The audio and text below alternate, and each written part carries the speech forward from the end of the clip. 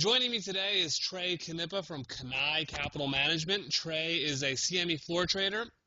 He also runs a fund that is focused on the opportunity or the potential debt crisis in Japan. Trey, thanks for joining us. Thanks for having me. Basically, the first question I like to ask every trader who takes the time to join us is sort of, how did you get into this business? How did you sort of, end up being a trader? Well, I started out as a broker for Prudential Securities down in Dallas, and my background was actually in agriculture. I went to grad school in agricultural economics, and so when you finish a degree in ag econ, you either get into agricultural finance, which is not terribly interesting, or you get into commodity trading. And so I started out as a broker. I was doing business mainly in the grains and in the cattle and markets like that. And then finally, I realized that, listen, if you're going to be an actor, you have to move to LA. If you're going to be an investment banker, you need to live in New York. And if you're going to trade those products, you got to live in Chicago. So I packed my things Labor Day weekend of 1996, moved to the floor, moved here to Chicago, went down on the floor, built my business from there, and then became a member of the exchange. I got my seat on the exchange in 2000 and have been a member of the exchange ever since. But what I've traded has kind of evolved over time.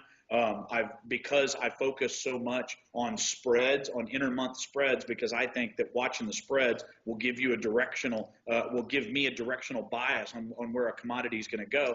I've taken that idea and rolled it into, I trade an awful lot of crude oil. I trade quite a bit of stock index futures. And then now my biggest positions are, like you mentioned, in Japan. I've got positions in the yen and then also in the Japanese government bond market, which is what I created my fund around. So you mentioned that spreads are something you watch, like a leading indicator. Do you think like spreads, or would it be safe to say or fair to say that analyzing spreads or watching spreads is your primary advantage and, understanding, getting an edge on the market to win? Well, it's those spreads, and believe it or not, I've learned it through my own failures. It was times when the spreads were saying, I ought to be short this market, or I think I ought to be buying this market. And it was the times that I ignored those signals is when I learned the hard way. And then I started trying to say, okay, rather than use them as protection necessarily, let's try to use them as an offensive tool to say, okay, what are the spreads telling me? And to boil it down and to put it in really, really simple terms, let's talk about crude oil for a second. In the crude, when you're seeing front months of insignificance, what that means is the crude options forward. So I want to get whatever supply I've got coming to me now. So when you see premiums in the spot month of crude, that is a very, very bullish indicator. By the same token, when you see big discounts into the front end, what that is telling you is that the end users are saying, listen, I've got all the crude I need. Why don't I back away from the market and I'll pay to store it? One of the greatest things that I've seen by watching these spreads was the day before we released crude from the strategic reserve here in the United States. If I remember correctly, I think that was January of last year that we did that.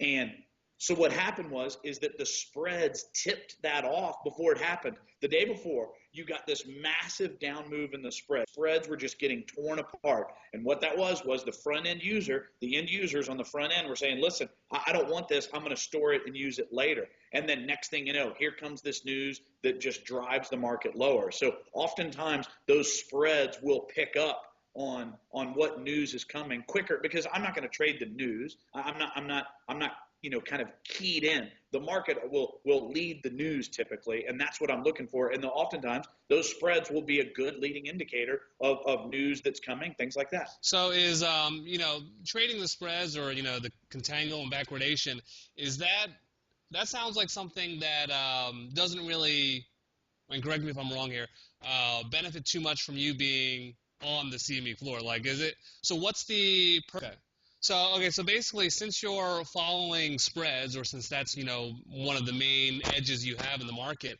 that sounds like the kind of thing that, any trader at home could basically do.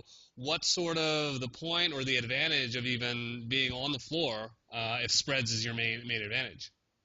Sure. Well, it's a very valid question. The reason I'm on the floor is a variety of reasons. Number one, my desk still does have a certain amount of functionality filling orders. The options markets down in the pit are still very vibrant. I still have quite a number of customers who trade in those options market. So there is a financial advantage to me going down there and filling those orders. But let's dispel a common myth here. The floor traders do not have some sort of an innate advantage over the individual investor that's trading on the computer, because the guys on the floor are now sitting there with handheld computers and they're trading on the floor. They're on the floor but trading on the computer as well. I trade 99.999% of every futures contract or options contract that I trade. I'm trading on the screens and not trading in the pit. Now, are there some pits that may have an advantage? Sure. Some of those options market makers, maybe, they're down there trying to buy at the bid and sell at the offer and make markets and things like that. But that's not what I do. I'm taking directional positions in the market, and I'm trying to use my experience in observing those spreads as I'm using those as my a sort of indicator, and they're not always right, but oftentimes it's when I ignore those spreads that I start getting myself in trouble. Also, truthfully, the main advantage for me to still being on the floor is being able to spend time with some incredibly bright people and talk varieties of markets and approaches and theories and things like that. I've learned and gotten some fantastic trading ideas who are guys down on the floor, and being able to kind of interact with those people. That's what I do miss about everything being on the computer. So when I'm on the floor and I'm not down in the pit filling an order, I'm sitting up on the computer just like every other trader is now, and it gets old. I would like to have more of a dynamic kind of pit conversation like I used to have in the cattle pit when I first got down there. So you've been doing this since '96 is when you moved to Chicago, so coming up on 17 years. I'm sure, one of the things, especially if you've been in this business for that long, almost everyone who's been that long or even much less knows that risk management is, the name of the game, or a huge part of the name of the game. So what's your sort of approach to risk management? If a trade is going against you, what's sort of the duration you're looking for? How long are you holding on to trades? If you could just shed some insight into your approach to managing risk. If I could have anything tattooed on my forearm other than my daughter's name, if I could have anything else tattooed on my forearm, it would be this statement: making money trading has everything to do with how much money you lose when you lose it. Making money trading isn't all that difficult. In theory, you could flip a coin and just do a 50-50 and then a trade starts going your way, okay? I'm not advising that, but I'm just using that to illustrate a point. The guys who are successful trading manage their risk. That's it. Anybody can go down there and make money. How much money you make when you make it doesn't mean anything. How much money you lose when you lose it, that's what matters. It is all about risk management. It is all about defining that risk. And truthfully, when I get cold and I'm not making any money and my head's kind of fuzzy and I'm not really trading all that well, the first thing that I do is I bust out that trade journal and start having to document why I took particular positions, coming up with specific strategies. And I tend to, when I'm trading poorly, I'll tend to go back. I'll try to pivot around the opening ranges, and I will try to give a lot of people use different systems and approaches and this, that, and the other. The systems and the approaches that I use are approaches to keep me out of markets. So like in the crude, I will have 2 or 3 different things to keep me from doing something rather than to keep me in actually doing something. And then I wait for all those 3 things that if one of them says no and the other 2 say yes, then I wait. I wait till all 3 of them say yes before I try to take a position. Being out of a market is the advantageous position, not being in the market. And a lot of people, well, he's a trader, he's got to trade. You don't know. What the idea is, and by the way, in some ways, I have a disadvantage from being on the floor because markets are moving and they're around me all the time. And oftentimes I will, get into something even though I didn't necessarily have a real solid philosophical base for wanting to take a position. But oftentimes you get caught up with the fact that, hey, I'm a trader, I'm supposed to trade. Man, that's nonsense. You're supposed to trade when you've got statistically You've got the probabilities the most in your favor. And oftentimes I will overtrade. I'm the first guy to admit it. And when I'm having problems, I overtrade, and I have to go back, put myself in the penalty box, bust out that trade journal, and start trying to plan my trades a little bit and try to slow myself down. It's a common process. So you've got a lot of background. You got a degree in agricultural economics, or coming from the South there, and then in Chicago, obviously commodity trader town here. Now you've got your website, shortjapandebt.com. How did you sort of come upon this opportunity? Coming from a background of commodities and focusing on the spreads, where do you see Japan and focusing on that, and also setting up the website? Sure.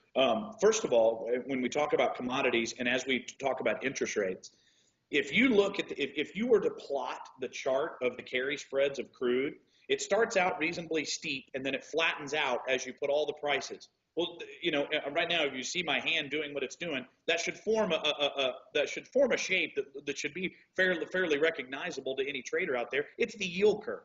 So what's the largest commodity in the world is money.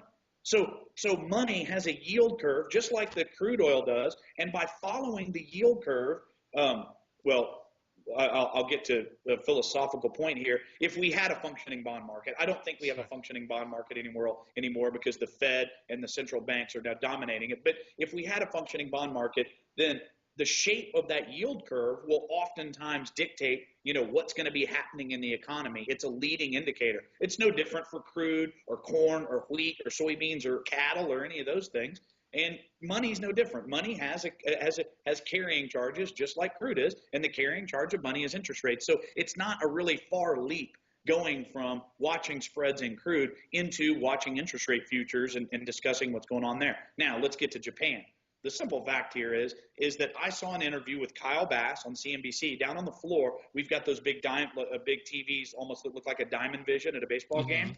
I saw an interview with Kyle Bass. I recognized him because I started with Prudential Securities. I was in the Dallas office. He was in the Fort Worth office. I met him a couple of times, and I happened to see him on TV. I said, oh, I remember that guy. So I went to the CNB website. I pulled up and go on YouTube.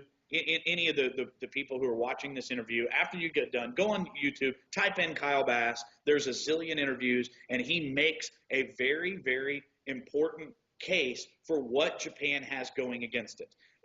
You've got a 230% debt to GDP ratio. All these things, all I learned from watching those interviews. And so once I started doing my own homework and I listened to what he had to say, I said, wow, I really agree with his thesis that Japan has a potential debt crisis.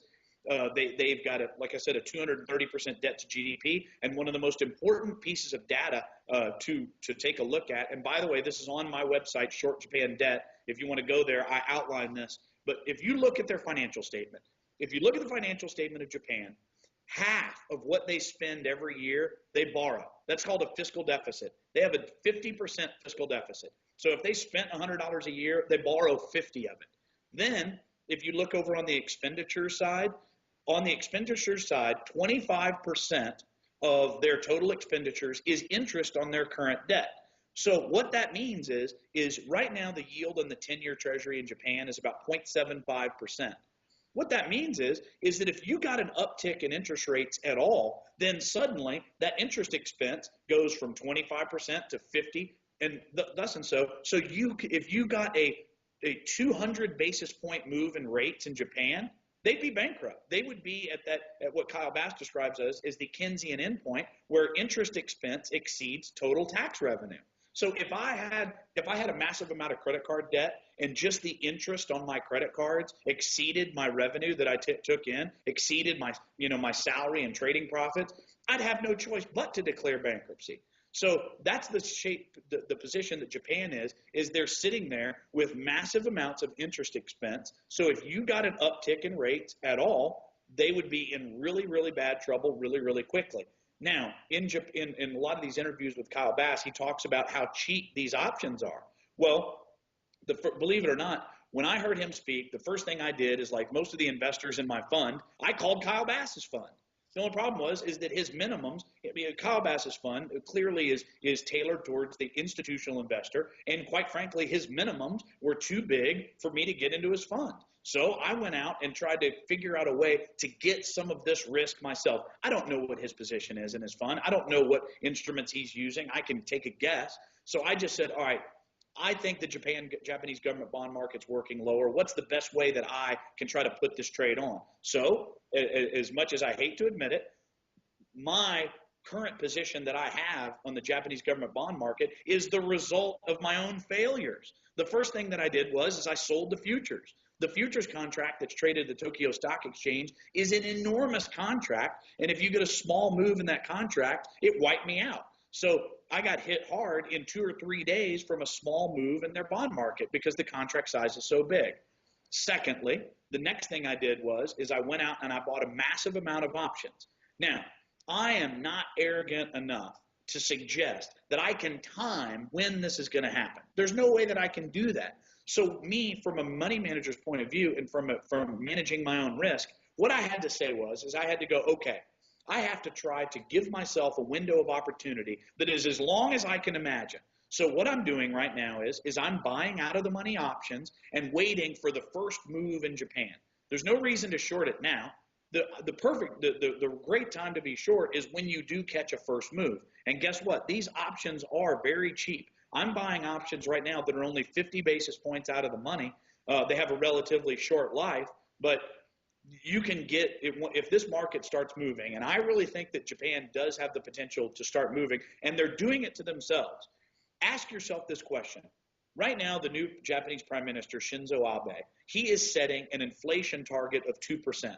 Now, I just said in this interview that the yield on their 10-year in Japan is 0.75%. If they get 2% inflation, who in the world is going to want to hold a 0.75% bond yield, a 0.75 yielding bond? If you have 2% inflation, then the people who own those bonds are going to have to seek higher yields to keep up with purchasing power. So if they do create this inflation by cheapening their yen, now all of a sudden that puts pressure on their bond market. Now, what do I think is going to happen? As soon as you start getting pressure in the bond market, rest assured that the Bank of Japan is going to start printing more yen. You see where we're going with this? So they print yen, Japanese bonds start working lower, then they print more yen to monetize more debt, and that cheapens the yen even further. So this is dangerous business that they're playing over there, where they're trying to spur this inflation and trying to weaken the yen. If they weaken the yen too much, that's what could set off this debt crisis that I'm talking about. What about the idea, and there's this viewpoint that, the U.S. bond market, which is, in a way, there's some similarities with the Japanese bond market. Maybe not the problem where the debt GDP isn't as the same size, but there's still this. Hey, we maintain an over a $1 trillion fiscal deficit every year. It was closer to 2. Now it's down to about 1.2. We're building our debt too. Yeah, it's over. We're halfway headed there. down this path. We have today's Super Bowl Sunday. So if I can indulge you with a football reference, we have got the United States. We've got the Japanese playbook, and we are following it. In 1991, they had a real estate bubble that popped. Does that sound familiar? They had a real estate bubble that popped. All these assets and all these losses were on the balance sheets of the banks in Japan. Did they declare bankruptcy? No, they didn't. All those debts got transferred from the private balance sheet to the public balance sheet, and then now they've got slow economic growth. Well, what did the government do? They have done unlimited rounds of fiscal stimulus, spend, build bridges to nowhere, things like that, do infrastructure projects, et cetera, to try to spur this growth. Hadn't happened. What's the other thing they've done? They've done that. We're on QE3, which is now quantitative easing infinity. Well, the Japanese have been doing this since the mid-90s. Now, interest rates are low, and what some people would suggest is they say, oh, there's no potential of a bond crisis. Look, their yields are lower in the United States, so that means their bonds are safer than ours. This is abject nonsense to say that just because yields are low, that means that we should continue on this suicidal path of continuing to borrow and continue to run these fiscal deficits. It makes absolutely no sense. But what about the issue that, so Japan and the U.S., unlike a lot of other economies, they're issuing debt in their own currency. So, like we've already seen, they're already monetizing it, they're buying it up, and, like you alluded to earlier, the bond market's kind of an illusion of sorts, not really a real market because they're just propping it up, and there's that viewpoint that they can just keep this game going on for, like Japan's been keeping it going on since 1991 at least, which is like over 20 Right. years. So some people will say, well, maybe there won't be a bond crisis because they're just going to print money and buy it, and yes, that will bring about inflation, but it's going to keep bond prices high. What do you think about that? Sure.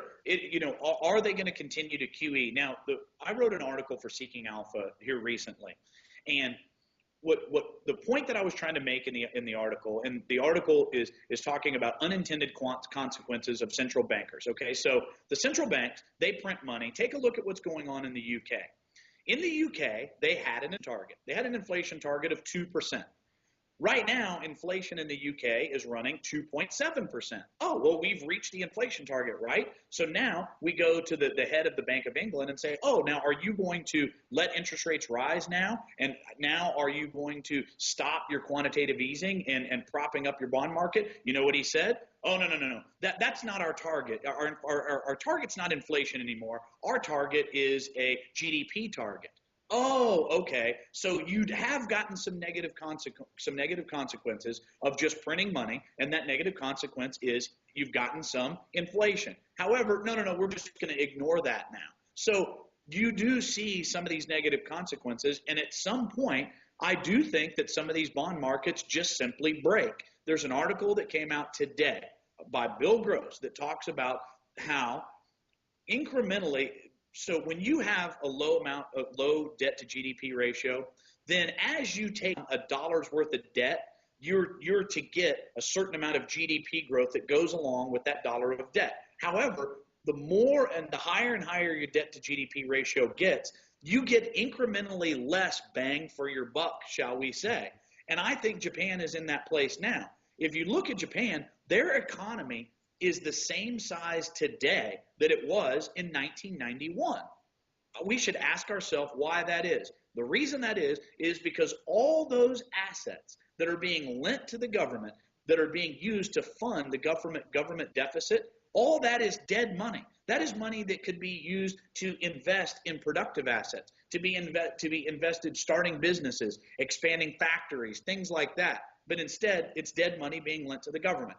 Yes, will they support their bond market? Of course they will. However, the negative implication for that is what is going to be the impact of the yen? Because at some point, could you have a situation where people actually lose confidence in that currency? The yen is all the rage right now. A lot of people are talking about it. He set out this path of let's devalue and everything will be fine. The yen has taken a hit here. And what do all of my clients say? All my clients go, Trey, when the yen bounces, give me a call and then let's short it there. I'm waiting for a bounce in order to sell. And quite frankly, the yen has got a long ways to go. Just to put this in a bit of historical perspective for you, the yen, a lot of people, oh, well, we've just moved from 77 to 91 in the conversion rate. That's a huge move. Hey, listen, you were at 110 yen to the dollar, and right now you've just moved to 91 or 2. You were at 110 a matter of 4 or 5 years ago. I mean, this market has only just begun to move. And then if you see a weakness in their bond market, if I'm an institutional investor, why am I going to want to hold on to a 0.75% yielding bond if I see inflation coming and if I see them devaluing the yen? Why would I let you pay me back in a currency that you're devaluing? So if bond prices start slipping, that's when the Bank of Japan, that is a scenario that you could easily take the yen. Do you realize that in 1984, the yen was closer to 250 to the dollar? I mean, this is not an inconceivable point that if the bond prices start slipping, Bank of Japan supports it, you could easily take the yen to 200, 300, 400 and beyond if you lose that confidence in their currency. And I think that's the direction we're going. I think the yen has a long ways to go. Right. No, definitely. In fact, and related to that, or John Malden, who's also, one of the prominent fund managers talking about this, the yen trade. he's got a target of between 150 and 200 within six years or about. So that just goes to illustrate, if you go back to, 91, when Japan actually got into this mess, I forget what the exchange rate was, but it was significantly higher than where it was about 125. Right, so there's still a huge way to go. Now, I think there's a long ways to go in the yen trade, and it'll be weakness in bonds that really gets it going. But let's look through history. A lot of people think that you either choose a currency crisis. When you get to the fork in the road, you either choose a currency crisis or you choose a bond crisis. No. That's not necessarily true. If you look back through history, one actually causes the other, and they feed on one another. If I am lending you money, why would I want to by lending you money, buy your bonds? If you're Japan and I'm the institutional investor, I'm going to lend you money, and then you're going to pay me back with money that has lower purchasing power over time because you're devaluing it. That puts pressure on the bond market, plain and simple. So, but it'll be that weakness in bonds that really gets the yen going, and it gets that crack in confidence. Let's be clear here. Banking systems, bond markets, and fiat currency markets, they require one thing, and that is confidence. What is going to fracture that confidence? I have absolutely no idea. Would I have thought that the earthquake may have done that? Sure, that was a possibility. It didn't happen. But what makes that confidence get fractured? I haven't the slightest idea. But once it does, it is not repairable. And that's when you get a disorderly move in some of these markets. I mean, could you all of a sudden spike the yen to 250 or 300 to the dollar? You bet. On a crisis of confidence, that is the kind of move that we can expect when that happens. Okay, and now, so far we've talked about the yen, we've talked about the JGB market. In terms of how you're actually looking at this and what you're doing with your fund, what's sort of the mechanics? There's a bunch of instruments you can choose from. There are some ETFs listed on U.S. exchanges. What are your preferred instruments for playing this out and getting the most return safely on your fund? Well, in my opinion, I like the options market. The options market gives me an awful lot of leverage, and they're cheap. And when I say cheap, obviously that's a rather subjective term. Implied volatility in the yen has gone in this massive move that we've just seen. And the yen has had a very big move here. In that time, I've watched implied volatility go from 9.5% to 10.5%. That's it.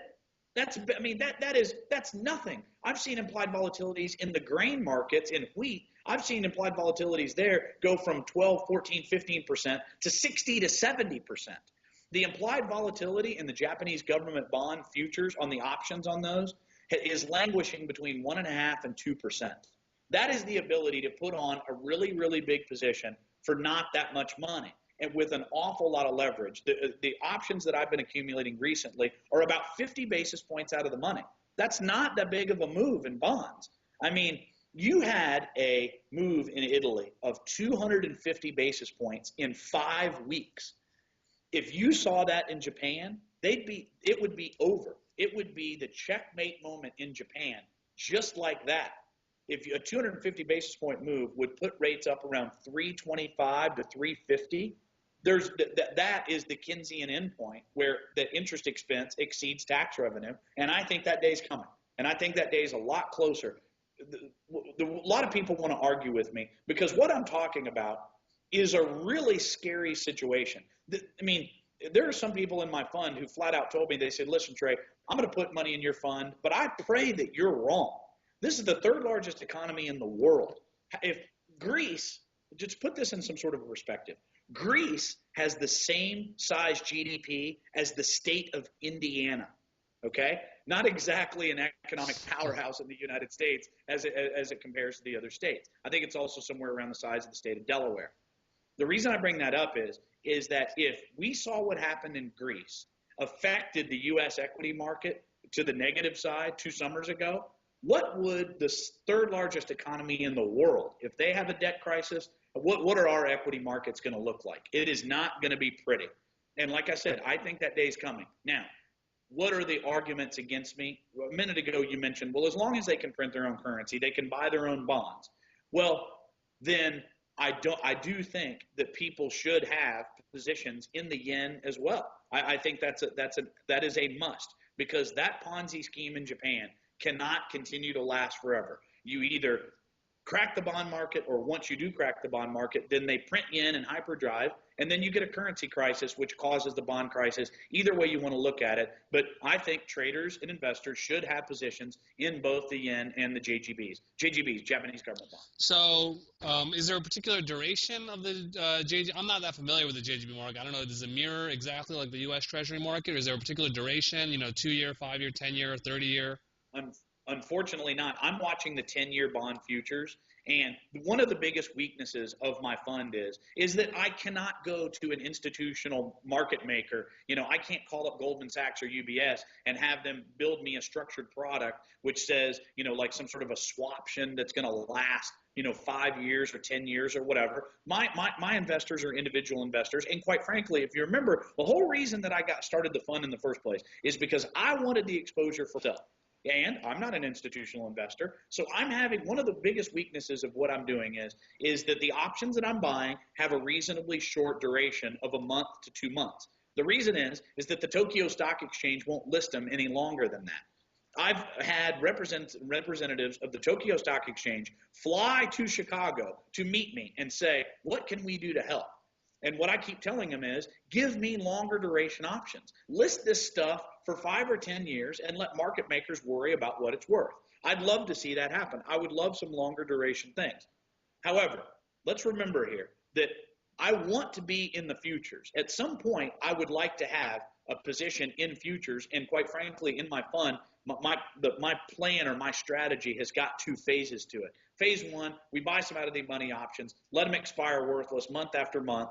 We see that decay of our option price. But then, if you do get a sharp move down in rates, that's when I want to convert my position from puts into synthetic puts, which would put me short futures and long calls. And then that's when I want to be short for the duration in the futures and not necessarily in the options. Because if you did have a spike up in rates and a sharp move down in bonds, well, that's going to make those options a lot more expensive. So I want to convert into futures at some point. I just don't think that we're there yet. Right now, you could actually take rates lower in Japan. And because if they're going to sit there and pump all those yen into the system by buying more bonds, then they could run the bond market higher from here. So I don't want to be short the bond market right now. I want to be short if we break. So you mentioned that, like we saw in Greece in 2010, or in that situation is still lingering. It did, even though it's the size of Indiana or Delaware, like you mentioned, it did still impact the U.S. equities. There's always so we know we've been talking about shorting JGB, shorting the yen, but there is the other side of being long something. So is your trade, is it ultimately end up being long dollars, U.S. dollars, and short JGBs, or what do you think, what's a good thing to be long, in general now? I don't mind being long gold, short the yen. You can do the yen versus gold. That's a good idea. Versus the dollar is not bad, but the dollar does have its, this is an interesting point that we're going to kind of evolve this conversation into. If you notice the other central bankers and a lot of the other leaders throughout the world, Angela Merkel from Germany, Chancellor Merkel, she has brought up the situation in Japan, and she's not been kind to the Japanese. She's growing concern about their devaluation of their currency. Never mind that the Europeans are doing it too with their unlimited bond purchases, but we'll get back to that in a second. But when she raises issues, I'm seeing financial leaders, including the IMF, all over the world express concern about what the Japanese are doing in their devaluation of their currency to try to make themselves competitive and that sort of thing. Have you noticed who is conspicuously absent from that critique of the Japanese? It's the United States. You know why? Is because as China grows as a military power, I think that is providing cover for the Japanese. I have not seen U.S. policymakers complain about the Japanese devaluing their currency. Rather odd. We're devaluing ours too, but I have not seen them offer up much critique of what the Japanese are doing. The reason is that I think that we're giving the Japanese a pass here because we're letting them do our bidding versus the Chinese from a strategic perspective as the Chinese grow their military. And I think that and if you'll notice what Shinzo Abe, the new prime minister of Japan, is doing, he wants to expand the role of the military. So I think that the United States is letting him get away with that, and we're not criticizing this devaluation.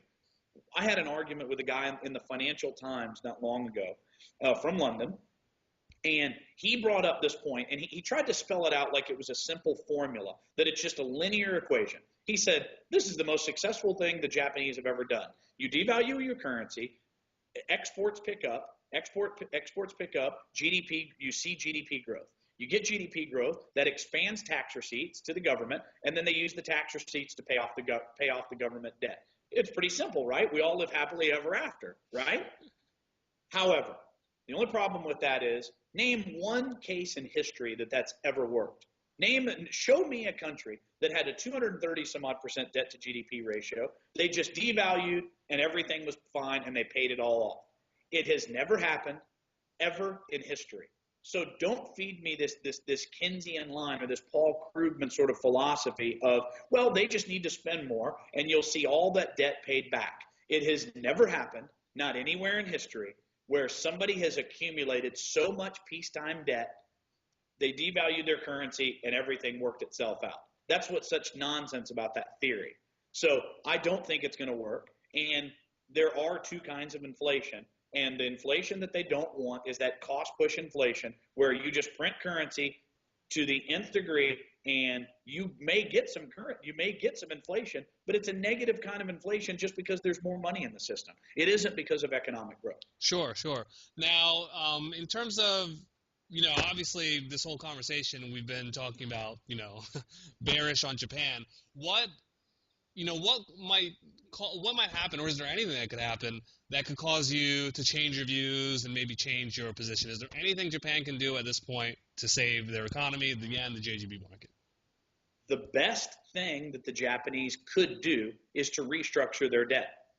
They need to restructure. They need to take all these losses that they have had on their books. They need to, in order to have a growing economy, you have to have companies that are making money.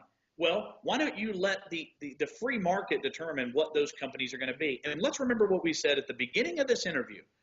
All of that money, all that corporate savings, all that personal savings, all that money is being lent to the government. That is dead money. If that money could be taken away from the government and invested in plant and equipment, invested in new companies growing, that's how you get an economy growing. You don't get an economy growing by lending money to your government and then letting the government determine the best place to invest those assets. It's nonsense. So I think that the best thing that could happen for the Japanese is a default. And once this happens, once this whole scenario plays out like I think it plays out, then I think that I will be interested in taking positions long Japan, because there are some cultural things in Japan that are absolutely amazing. The more things I've learned about Japan, the more I'm impressed with a lot of their philosophy and work ethic and things like that. However, all that money being lent to the government is dead money. Let it default. Let them restructure their debt, and then you'll see growth coming out of Japan like nobody's business. Okay, now in terms of, if you can talk a little more about your fund, if people are interested in learning more about it, minimum size and things like that, what if someone wants to learn more? How can people invest, or what's the deal there? For compliance reasons, I think that, there's a lot of suitability requirements here. There's a lot of risk disclosures that have to go along with it, that sort of thing. I would be a lot more comfortable with each individual person. Just go to my website. Go to shortjapandebt.com. There's a place that you can go and you can sign up, and we can set a time to determine what is appropriate. What are there are things that are going against me here, and those losses and those anticipation of losses, is that appropriate for each individual investor? So go to the website, register on there. And by the way, you can also just register for the newsletter. I have a newsletter that comes out. I'll send out bulletins when there's new articles that have come out about Japan. If there's new videos that come out, maybe if I get interviewed on CNBC or BNN or whoever, I'll post that on there or send it to the – so if anything else, even for non-investors, if they just want to follow the situation in Japan, go to the website, register on there, and then we can talk specifically about how the strategy works and then what's appropriate for each individual investor. Sounds great. So basically to summarize, folks who are interested can go to shortjapandebt.com. Trey's fund, Kanai Capital Management, is a NFA regulated fund. Trey, thanks a lot for taking the time to join us and share your views. You bet. Thanks for having me. Take care.